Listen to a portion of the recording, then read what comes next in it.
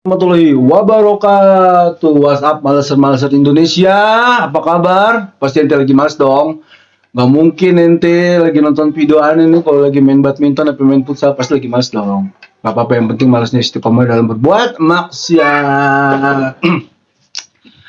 Balik lagi gue sama Zaini. Si botak yang gak punya harga diri dan gak punya nama baik karena nama gue Zaini bukan baik dan gue gak bisa dibeli dengan apapun, makanya gue gak punya harganya.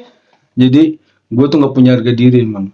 Jadi lu mau ngatain gue apaan ke, mau ngatain gue si Bobby, si botak apa sih, gue gak bakal sakit hati, serius.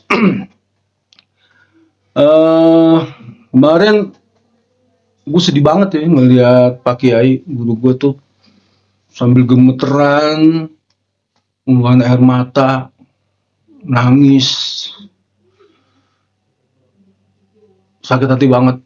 Karena bercanda-bercandanya orang-orang antek-antek Belanda ini udah keterlaluan, kelewatan gitu. Banyak yang bilang di YouTube gue, keren bang, hebat bang, gila bang, lu berani bang, gini. Maaf ya, gue bukannya nggak pantas disematin ke gue. Harusnya itu yang dibilang berani, hebat itu apa segala macam pujian-pujian itu tuh harusnya lu tunjukin ke Rasulullah yang ngutus orang-orang yang lebih satria daripada gue tuh turun tangan tuh dalam menindak kejahatan, dalam dalam berjuang untuk menumpas kebatilan. Contohnya Kiai Hasyim Asy'ari yang difitnah sama cucunya Mufti Batavia, katanya sama aja kok. Kiai Hasyim Asy'ari itu juga sama melarang pemberontakan sama Jepang. Apa bedanya sama kakek aneh? Ya beda lah, Panjul. Gila kali. Wah, Masya Allah. Itu Kiai Haji Hasyim Asy'ari itu tuh 3 generasi tuh pahlawan nasional semua. Kiai Haji Hasyim Asy'ari, Wahid Hasyim sama Abdurrahman Wahid. Itu wali-waliullah semua. Dan itu dimuliakan sama Allah. Dan gak bisa disamain lah sama kakek moyang lu. Iya kan? Pernah dengar ada orang muslim waktu disuruh Jepang itu nyembah matahari, boleh sama Kiai Hasyim Asy'ari? Hah? Dilarang kan? Ini akidah gue nyembah cuma sama Allah doang, gak bakal gue nyembah sama makhluk. Jadi Kiai Haji Hasyim Asy'ari tuh dicabutin tuh kukunya. Itu begitu. Kakek moyang lu gitu, dicabutin kukunya, cabutin bulu ketek, gue rasa udah menjerit. Ya jangan disamain lah, jangan kayak begitulah. Terus, gue nggak bisa ngomong lah.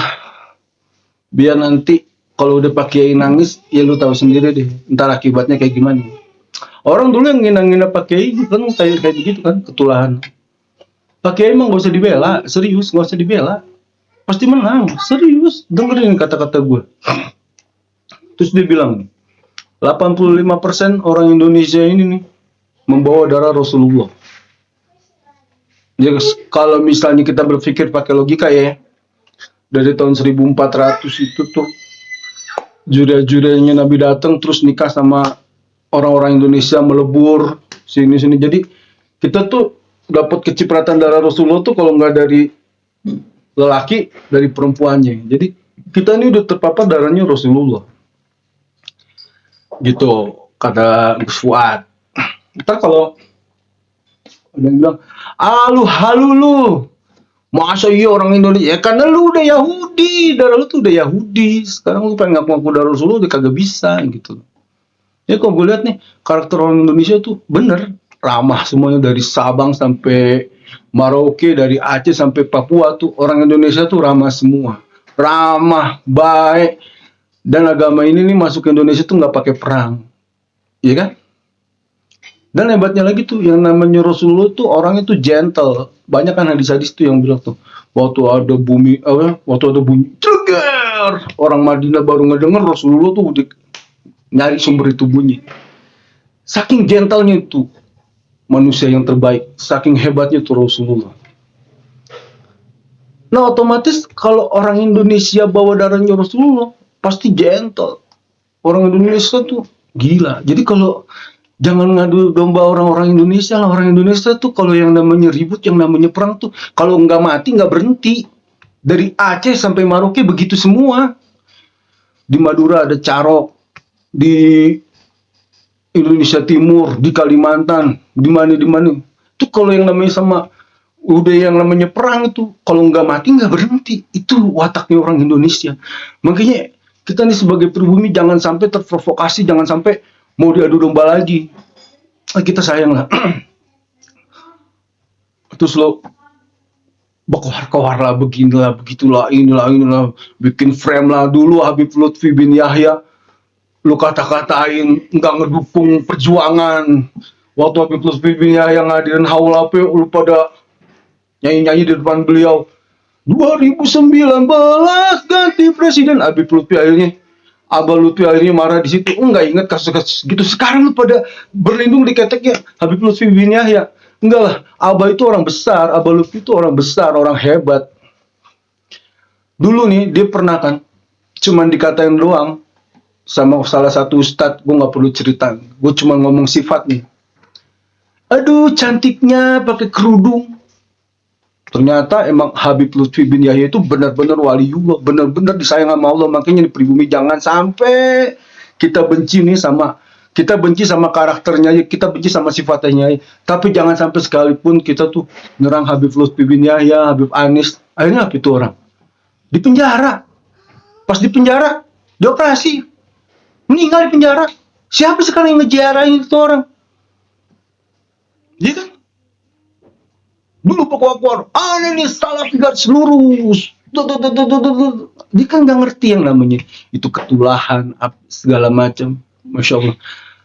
Makanya nih, sama ratain ya. Apalagi Habib Anis tuh. Habib Anis itu mewarisi Maulid Simtuduror. Dan dia itu mengijazahkan kepada 2 orang di Indonesia ini. Saat Maulid Simtudurornya itu. 1 ke Abah Guru Sekumpul, 2 ke Gus Fuad Pleret. Dulu tuh ada almarhum Krisye ya kan. Waktu mualaf dia datang ke Abah Guru Sekumpul. Sampai dia nggak mau pulang Kak. Dia pengennya di Kalimantan aja, dia pengen menetap. Karena dia bener-bener ngangkat Abah Guru Sekumpul itu jadi bapak angkatnya beliau kan. Terus katanya, akhirnya sama Abah disuruh pulang kan. Bah, nanti kalau misalnya saya kangen sama Abah, saya mesti kemana? Di Jawa gitu. Ada di Solo itu namanya Habib Anis. Jadi kalau kamu misalnya kangen sama Abah, kamu bermutabah aja ke Habib Anis. Banyaklah Bani-Bani Alawi itu yang benar ya. Jadi nggak semuanya Bani Alawi itu jahat. Ini kalau yang benar, yang nggak benar. Kayak begitulah. Jadi kita jadi pribumi itu harus eksklusif. Benar nggak ya bahasa gue? Kalau salah, tolong dikomentarin aja di bawah. Makanya nggak usah ngajak orang Indonesia perang lah. Apalagi lu berantem sama orang Sunda. Wah udah ribet lah kalau berantem sama orang Sunda. Ada pepatah kan, dia bisa ngebacok sembari ketawa. Lu pengen ntar perang sama orang Sunda, lu lagi ketawa ngakak-ngakak, ada peniti nancep di pentil lu. Kan susah, ribet kan kayak gitu. Udahlah jangan ngadu domba lagi orang Indonesia. Orang Indonesia tuh mesti nggak usah membakar-bakar ini itu. Lu nggak usah membuat narasi, nggak usah membuat framing. Wah kalau misalnya Bani Alawi nggak bener, berarti Habib Lutfi bin Yahya nggak bener. Nggak kayak begitulah. Dia mau udah mursyid berapa toreko. Habib Anis apalagi ada di hati kita semua. Abah Guru Sekumpul juga ngomong, Habib kalau nggak bener jangan diikutin. Sekarang Abah Guru Sekumpul ngajarin gue supaya cinta sama juriannya Rasulullah. Sekarang udah ada nih juriannya Rasulullah yang asli. Contohnya Said Julfikar kan di patennya di Nakobah mana-mana apa segala macam. Iya mau sekarang lu itu cinta sama juriannya Rasulullah, apa lu itu cinta sama pemahaman adu domba? Gue banyak ngomong. Wah, ini adu domba nih. Inilah apalah, kiai dibenturin sama Habib. Enggak kayak begitu. Enggak kayak begitu. Sebenarnya adu domba lu. Yang adu domba tuh lu. Apalagi sekarang lu membelokkan sejarah pahlawan nasional gue. Ntar dulu. Gue saking cintanya sama Kiai Haji Hasyim Asy'ari, gue saking cintanya sama Wahid Hasyim, gue saking cintanya sama Gus Dur. Semua kata-kata Gus Dur tuh gue dengerin. Waktu Gus Dur ngomong Prabowo itu adalah manusia yang paling ikhlas, pejabat yang paling ikhlas. Mungkin pemilu kemarin gue coblos Prabowo karena kata-katanya Gus Dur. Pas Prabowo nggak jadi presiden, gue kecewa dong. Wah, berarti Gus Dur nggak bener nih. Masa Prabowo nggak jadi presiden? Kan dia presiden yang paling ikhlas. Iya kan? Waktu itu tuh, malum lah namanya manusia biasa. komplain wajar lah. Tiba-tiba nggak lama kemudian Prabowo mau diangkat jadi menteri di kabinetnya Jokowi. Di situ gue sadar, Masya Allah, ternyata Waliullah itu omongannya tuh nggak ada yang meleset ya. Nah, buat orang yang nggak percaya sama Waliullah ya terserah. Buat orang yang percaya sama Waliullah ya berarti kan kata Allah kan, itisol kita tuh tersambung sama Allah tuh karena kita mencintai orang-orang yang dicintai sama Allah. Orang-orang yang dicintai sama Allah nggak bakal bisa kita lihat kalau kitanya tuh sombong, kalau kitanya tuh belagu, kalau kitanya tuh seakan-akan tuh wah gue nih pinter nih, gue hebat nih, apa segala macam. Kita terhijab dari manusia-manusia yang dicintai sama Allah. Karena kita apa? Karena kita ngerasa lebih benar dan lebih hebat daripada dia. Nah, kalau kita sombong, bapak moyang kita itu iblis. Semua manusia yang membanggakan nasabnya, yang menginikan nasabnya, itu kan bapak moyangnya iblis. Gitu. Kan iblis dulu kan ahli ibadah. Iblis ibadah ini itu segala macam. Pas diciptakan satu makhluk lagi, iblis disuruh sujud sama Allah di situ. Dia nggak mau kan?